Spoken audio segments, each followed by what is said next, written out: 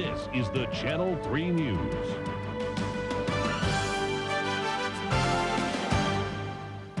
Good evening. The Oldsmobile Balloon Classic in Danville will be coming to an end tonight, and so far... Our loyal viewers will remember Trisha Shepherd as a reporter and anchor of the 5 o'clock news here on WCIA. After a long career in television, she decided to make a difficult choice, a choice that a growing number of families face every day. She's written a book about it, and here to tell us a little bit more about it in today's Page Turners is the one and only Trisha Shepherd. Good to have you. Wow, it's so great to see you, Matt. Thanks for inviting me. Yeah, things have changed a little bit around WCIA. It's fun to be back, though. How long were you here? I was here from 1996 to 2004, so I kind of feel like I grew up here. This is my first job out of college, and I learned so much and made so many great friends who I still keep in touch with. Which is really great. And you actually have had an extensive television career both at WCIA and beyond. What made you make that decision to leave TV? It was primarily because of my kids. I had a newborn and a preschooler and a grade schooler, and working the night shift, I was anchoring 5, 6, 7, and 11 p.m. news every night, which left very little time to take even a good dinner break to see them. So you've taken that experience and you've shared it in this book because, for a lot of different reasons, but readers who see this book and appreciate it are going to hear something that may resonate with their lives too. I think there are tons of people in similar situations. It doesn't have to be as extreme as television news schedules. There are a lot of people who are in jobs that I would call incompatible with life, where that job takes over everything and makes it impossible for you to have the kind of life that you want to have. There might be confusing aspects of it, though. In my case, I talk myself in and out of wanting to stay or leave because there are good things about it. Yeah. And it's conflicting, and you know you're good here, and you don't know if you'll be good somewhere else. It's scary to leave. In the end, my message to people is just know when to run, listen to your gut. Things will be repeating themselves in your head. You're going to have some signs. So, okay, so people who are hearing this, tell me a little bit, give us a couple of examples of signs that you knew it was time that you needed a professional change. Okay. Biggest signs were the good days were grossly outnumbered by the bad, stressful, draining days.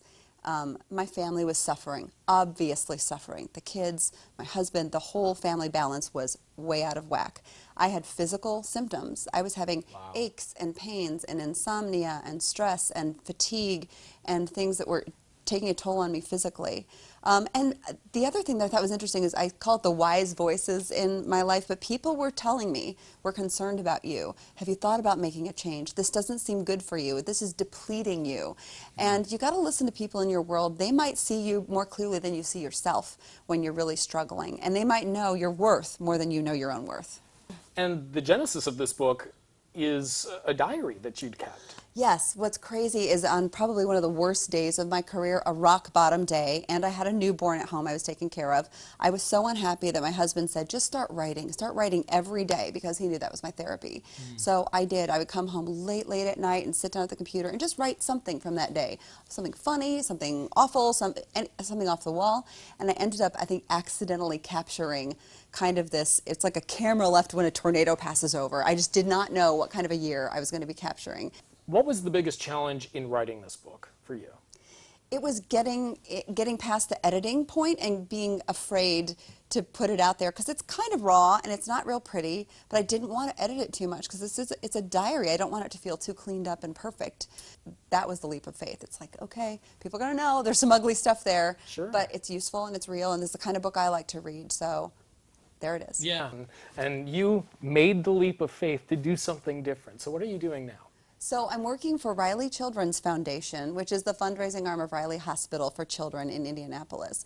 I do magazines, I do videos, I mostly interview amazing, inspiring kids and their families, and try to work on the fundraising arm of the hospital. Which is awesome, and the latest edition of Indy's Child has you right here and your family on the front cover. Yeah, this was great to see. Indy's Child also has me doing some blogging and freelance writing for them. They're a great supporter in the indie community, and I can't believe you know, to see my son now taller than me in this picture. And you remember when... I do, when you were pregnant with him. Yeah. And so, is it part of the proceeds from this book will go to Riley's? Yes. So I'm donating $1 from the sale of every book to Riley Hospital, and I really wanted to give back to the kids. Yeah, well, and you found your own place and on to the next phase, even bigger and better. I hope so. Which is awesome. Thank you for coming by. Great to see you, Matt. Appreciate it. Thanks. It's Trisha Shepherd from WCIA and now author of Know When to Run. Some important lessons for everyone in this book. We'll connect you to Trisha online at ciliving.tv. Check it out. Thanks again, Trisha. Thanks, Matt.